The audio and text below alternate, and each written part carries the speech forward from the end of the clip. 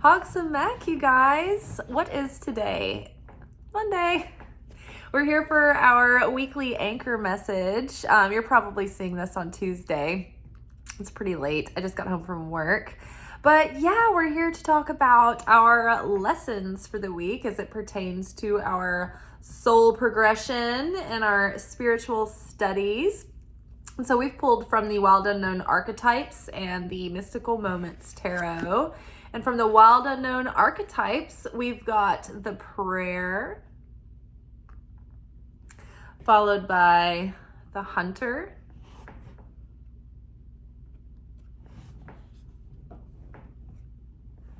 followed by the bridge. I just love these artwork, these cards. There's so much depth. And the creator.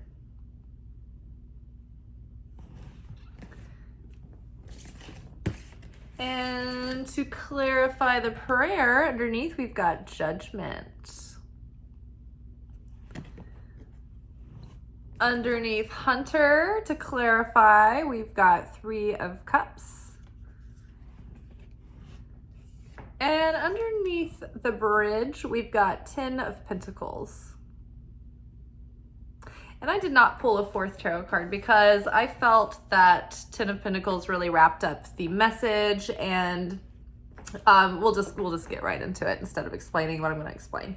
So this week's message, it really ties straight into Hanukkah and all the lessons that we've been talking about pertaining to Hanukkah and the exercises that we've been talking about in last week's videos. So you guys can see the menorah back here. I haven't done my rituals for tonight and lit my candles yet. But, I hit my head the other day and it's still sore. Like the knot still hurts. I hit my head. Yeah, that explains a lot. So let's get into it. So it ties right into Hanukkah in that trying to decide whether I should talk about the exercise first, or I'm going to talk about the message and then we'll circle back to the exercise. But all the more reason for you to go watch last week's videos. They're not irrelevant now. Ours aren't temporarily determined by the day or the week. It's like this unfolding story. And at any point, if someone saw this video and was like, oh, I feel like some kind of urge to watch that, there could be a message for you in the video. But anywho, it still would benefit to watch last week's videos because it builds on and it gives us a foundation of the ways that we can more deeply connect and appreciate Hanukkah and what is really available as far as like spiritual technology that we can use for our transformation. We're not just celebrating a historical event.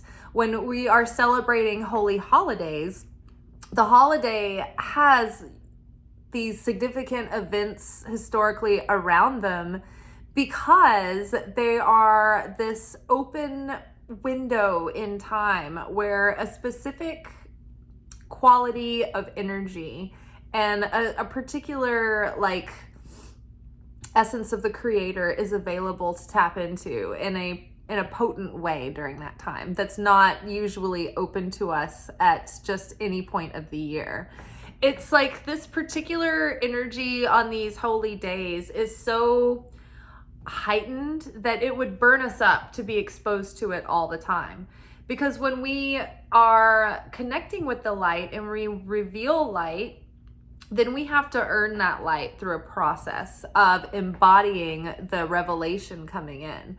And so if we start taking in too much, then we're going to have to start embodying all this stuff, and it's going to feel like chaos is just coming at us because we're going to have to be facing these little tests and moments where we could fall back into the old pattern. But this is like a real life exercise in order to workshop the lesson into our embodiment, right?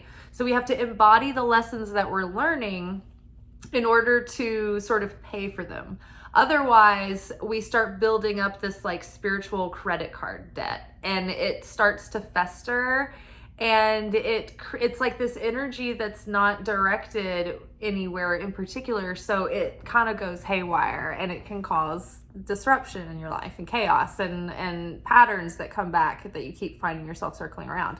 So one of the special things about Hanukkah is that unlike other holidays where we have to fast and prepare ourselves with like deep reflection for several weeks, or, you know, we abstain from certain foods, or perhaps we, you know, partake in eating certain foods, or we have to do certain, you know, purification exercises.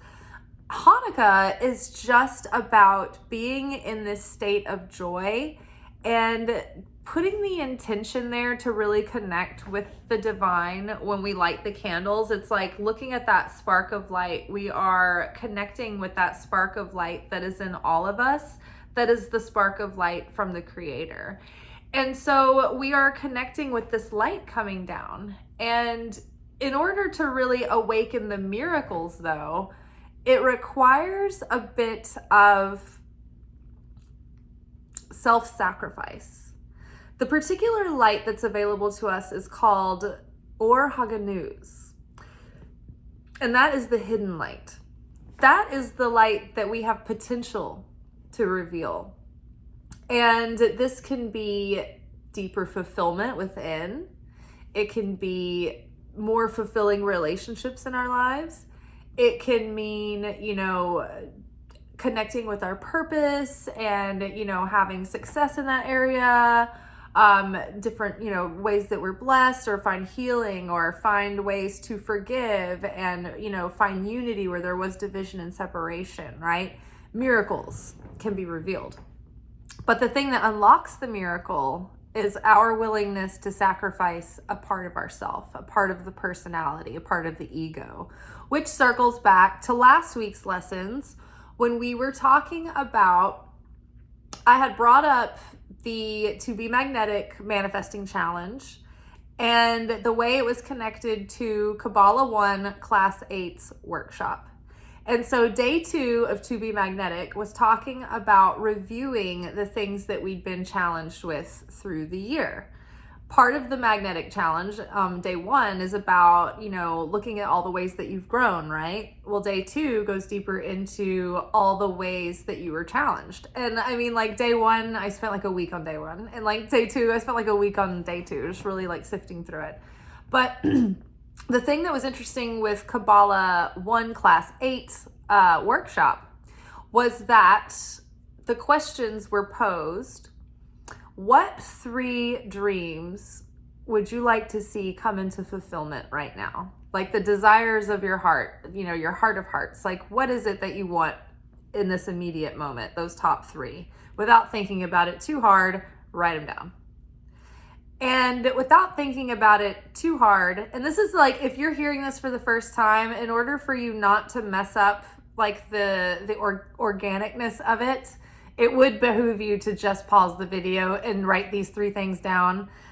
So on the left side of the sheet of paper, and it's good to do this with a piece of paper, not like on your phone, write down the 3 dreams that you have and that you would like to see come into fulfillment. On the right side of the paper, you are to write down what 3 things are you being challenged with in your life right now.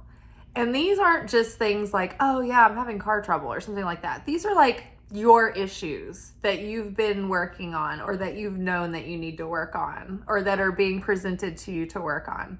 This is more than likely a continuation of the themes that you were working on during our reflective period of Teshuvah during Rosh Hashanah Yom Kippur time period. Those were the things that we were giving up, right? And that we wanted to transcend. And then we got our new soul, and then we sealed it all in. And then a few months, a couple of months have gone by, and we probably got some smudges. And so now Hanukkah is a chance to have like a soul dry cleaning.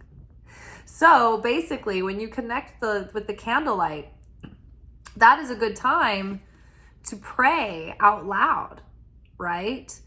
And ask the Creator. And you can do this under your breath, or I don't know, you might be like with family and friends or whatever. But if you're that close, you can probably, say a little prayer to yourself in front of them. They won't think you're too crazy. They won't throw you out the street, or they might, I don't know. Depends on your family. So you say a prayer out loud and you ask the Creator, help me, give me the wisdom and the direction and the guidance and the discernment of what I need to do to overcome these challenges right now that I'm facing. What is it that you're asking of me? We're not praying for the miracle to be that someone else changes. We're not praying for the miracle to be for the circumstances to change. We're praying for the miracle for us to change. And then by default, the situation might change too. But the real transformation happens when we go to the self, to self-sacrifice. Okay, what part of my ego can I die to that will help me more fully expand into compassion, forgiveness, unity, strength, courage of my convictions, right? And so we wait on that divine inspiration to come, and then we have to take action and make that change and start to try to make that change. The Creator will support us, but ultimately we have to do it because we are tasked with that. It's our work. That's our rent here on earth, is to make that spiritual transformation happen, to do that spiritual alchemy. We are 100% to pray to the Creator for support, to ask for the support of the Christ, right? As we try to transcend these parts of ourselves and ascend in the Christ consciousness. But it's not something that's done for us. We're not meat puppets. We're not, dolls. We're not robots. Even the robots have more intelligence than that. We have a choice, and we are every bit as divine as we are human. But it's when we claim our sovereignty and start consciously choosing with free will that we actually claim that divinity within. So the exercise, pause and write the 3 challenges, 3 dreams, 3 challenges. Now, after you come back, the corresponding dream and the corresponding challenge. That challenge, if you can overcome that within yourself, if you can do the transformation, the inner transformation, the inner work, that's going to be the thing that unblocks that dream. Same with number 2, same with number 3. So the gift in Hanukkah, this holiday right here, this 3 of Cups, this celebration is the fact that the light is available to unlock huge miracles, life-changing miracles. But the miracle is going to be equal to the thing that's difficult for us to overcome. So the more difficult the challenge is, the more that we're like, oh, but I'm justified in my rightness. I am self-righteous and I can't let it go. Like that thing, that's going to unlock the biggest miracle for you, I'm sure. So embrace this moment. The thing about Hanukkah is that it happens during the darkest time of year. And so that is a universal symbolic way to be the metaphor for the fact that, the light comes to us in the darkest times within ourselves, during the dark night of the soul, during challenging times, right? And so that's why, our challenges are a little bit heightened right now, so that we are facing them, but we're doing it in a way because it's like challenges are really opportunities. They're really gifts, because if we can do that work of shifting our perception, right? Of giving the gift of forgiveness, even especially if somebody doesn't deserve it, right? That power is unlocked, right? So it's an opportunity, and we don't see them that way. We see them as challenges. But it's really like if you're playing a video game and you've got the little bad guy coming at you, it's like we perceive that as a challenge, but really those are points waiting to be broken open. If you conquer that little, enemy or whatever, it breaks open a whole bunch of points for you to grab, right? So same thing in our lives. When we overcome these challenges, it's like that reveals so much spiritual light and enlightenment and elevation. And then that translates from the inner fulfillment and peace and happiness into outer blessings as well. Those start to manifest. So Prayer is very powerful right now. This whole holiday is like put here for us, because what happens is that the light of the Creator, instead of going back to what we were talking about, instead of having to prepare ourselves for weeks and everything to connect with this light, to prepare ourselves to be able to have enough affinity with it to draw upon it, it's different in Hanukkah. It's like you can just show up and with your intention and with a whole heart connect and just be in that consciousness when you're connecting with the light, and pray and ask. The light is coming down to us. Creator is coming and condescending to meet us in our low state, in our darkness, right? In our earthly base level. And so, you know, it's a great holiday to take advantage of just simply lighting the candles and being in a state of joy and thanksgiving. That's another thing that gives us protection during this time and extra power, is the feeling of joy and gratitude and proclaiming like the Creator's goodness. That puts us under the protection of the Shekhinah, which from my understanding is the supernal feminine aspect of the Godhead. It's like the Holy Spirit, so to speak, and it's protective and nurturing, and it's a energy of blessing. So this Judgment card is coming down underneath prayer, underneath Hunter, and it's like the Hunter is all of a sudden, it's like, okay, the Creator, Jesus, no one's going to do this for us. We have to do this. We have to go after this with determination and fortitude and the courage of our convictions to go after the light, right? See the light lighting up this darkness and this horse going into the light? Like, we have to choose and we have to decide with determination. But when we're presented with those triggering challenges over these 8 days and we decide to make small incremental changes, it's like this judgment here. This is the wake-up call. This is the enlightenment. This is the embodied awakening of miracles. When you can put your judgment and your new discernment and your new wisdom into the embodiment and make the actual change to die to the old self and begin to align with the higher self, right? This is the Judgment card. It's like you know, dress rehearsal's over, like it's showtime. So it's now time for us to start to take steps to embody that new higher self, going into this new start. And Hanukkah is a great way to enter into this beginning, into these early phases of this new cycle. Yes, so being motivated and taking advantage of this holiday while it's here, this is really what I'm getting out of this Three of Cups. You know, Three of Cups is about celebration. It's about coming together, you know, as a group, right? Building a sense of unity is very powerful right now during Hanukkah. But this is about holiday time. It can mean engagements and graduations, you know, things that we are celebrating that are taking us into a next level, right? So like birth announcements, beginning of parenthood, right? Graduation, the beginning, the ending of your time in school, the beginning of, you know, your career path.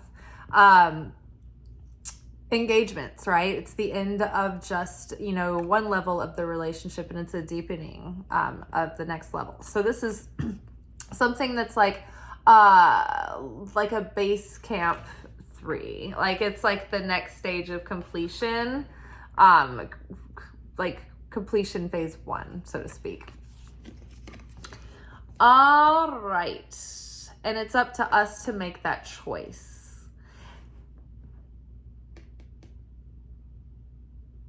I feel like there was something else I was going to say about Hanukkah. Darkest time of year, darkest time in our lives, light up the candles at night. I think that's what I was going to say. But anywho, the self-sacrifice, the changes that we're able to embody right now are the bridge that it's going to get us to what we've been trying to create, the things that we've been trying to manifest. 10 of Pentacles is legacy. It's long-term fulfillment. It's long-term value. It's the kind of wealth that begets wealth. This is like establishing your material life, right? Can be for some people like having a family, start getting a home, like starting to build your assets and like starting to build your legacy.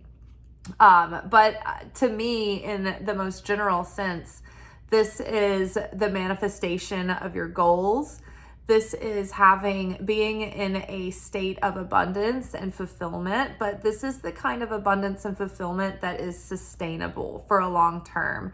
This isn't like a fleeting kind of thing that comes and goes, like a windfall. Like the Six of Pentacles can be a windfall. It's not something that like sticks around. It's just like a lucky shot, you know? Whereas like a unexpected Christmas bonus or something. But whereas this would be an example of like low index funds or dividend paying stocks, right? That beget more wealth over time. This is like buying property that appreciates value. This is writing a book. When you speak something down and you tell stories, that is not as permanent or solid as when you put something down on paper and it's printed and put out into the world, right? That there's like this thing that's out there now. It's become solid and material. So the materialization of our goals and our dreams is going to be bridged, or it can be bridged by the spiritual work and healing that we do over Hanukkah. It will open us up to these miracles. But when you look at that workshop, it's like, okay, these 3 goals that I have, these are the 3 challenges. And if I can pick out these 3 challenges to try to make progress in, then that's going to start unlocking these manifestations. Oh, that's what I was going to say. The ego is always going to make us feel hopeless. Like, oh, if you can't change this all at once and like you don't awaken and then you're not permanently like shifted, like you can't permanently give up that grudge 100%, like then it's not good enough. Then it's never going to be good enough. Like that's the ego. And so it makes you want to give up before you start, right? Or you're just resigned to, you know, like feeling despair and hopelessness. Oh, these relationships are never going to change. Oh, nothing's ever going to change. It's not true, actually. Even little tiny moments of incremental forward progress count for so much. So even in a moment of being triggered and feeling resentful and of grudge, and you're just like, I'm doing evil tongue, I'm doing evil eye, I can't help myself. It's like if you can even stop yourself and change and just ask, pray in that moment, dear God, help me to restrict this reactive response and help me, Holy Spirit, begin to perceive this through the eyes of unconditional divine love, agape love, right?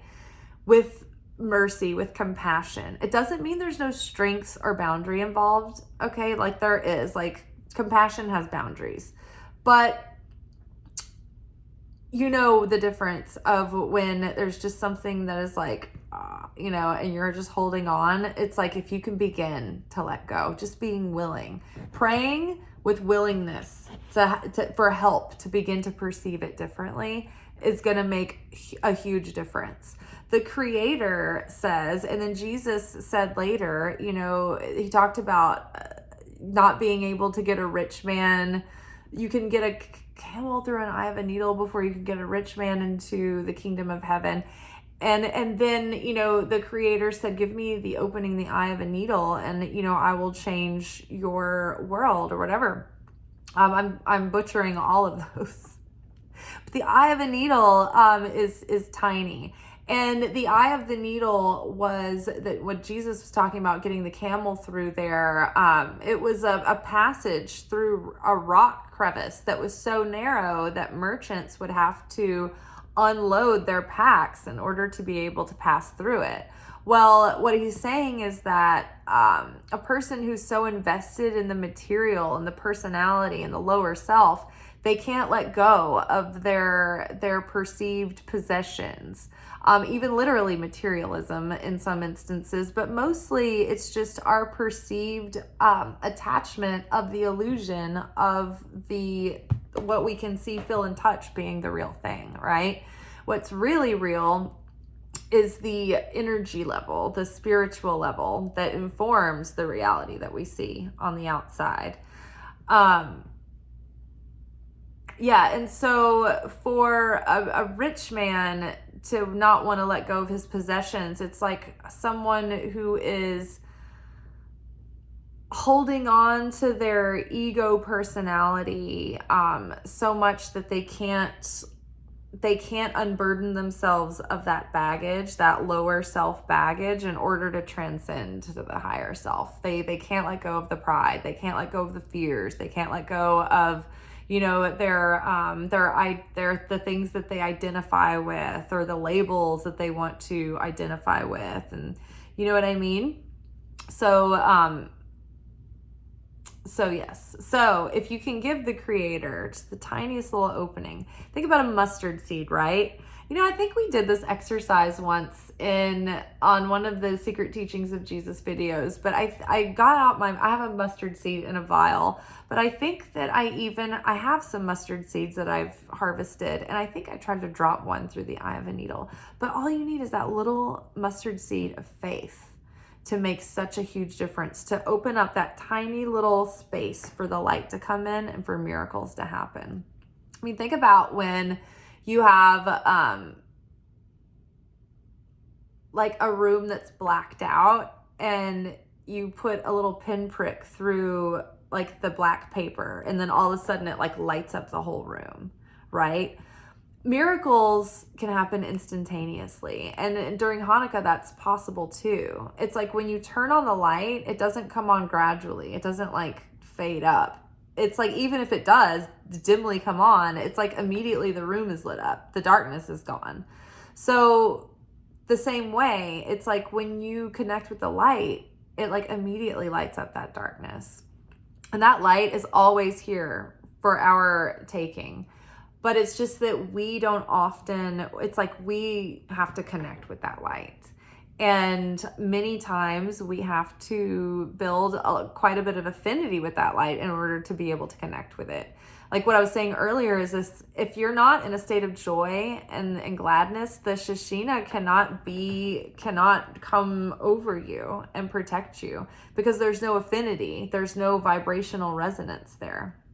So I think that there's a verse in Job 22. It talks about when you are low, there will be a lifting up, and others will be raised by the cleanness of your hands. And it's talking about your vibration, being in a high vibration with the light of the Creator. The Creator can't come down through the clouds or something like that. It's like the Creator is unchanging. The Creator is the cause. The Creator doesn't fluctuate. The Creator is always the same. So it's we that have to pitch our tuning forks up to that frequency in order to connect.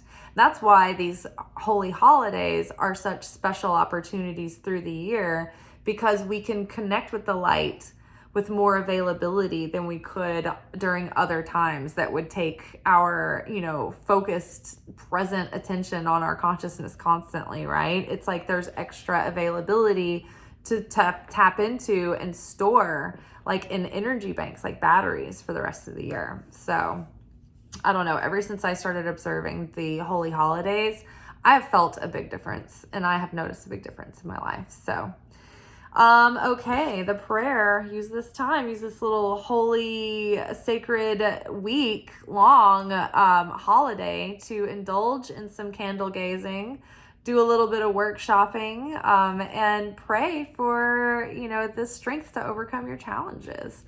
The strength here is the determination and fortitude and courage of your convictions to make those changes.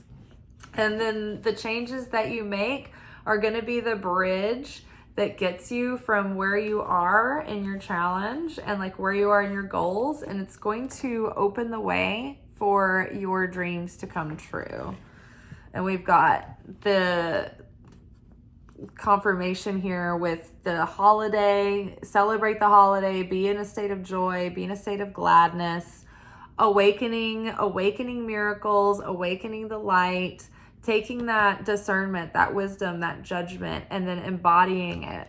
And then that embodiment will not only give you long-term fulfillment because you will have like inner stability and increased certainty in the creator and more groundedness and less baggage, but also that will start translating into outer wealth as well when manifestations start happening, and you know, your relationship dynamics start to change and improve, and then your, you know, different variables of your life also begin to improve.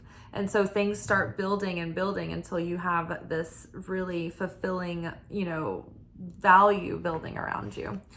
And it starts from the inside. And when it starts from the inside, then that means it's sustainable because you changed at the root level first, instead of just trying to put topical ointments on your life, which the real root cause is still festering underneath. Instead, we go to the root, right? And then we create health. Okay. All right, y'all.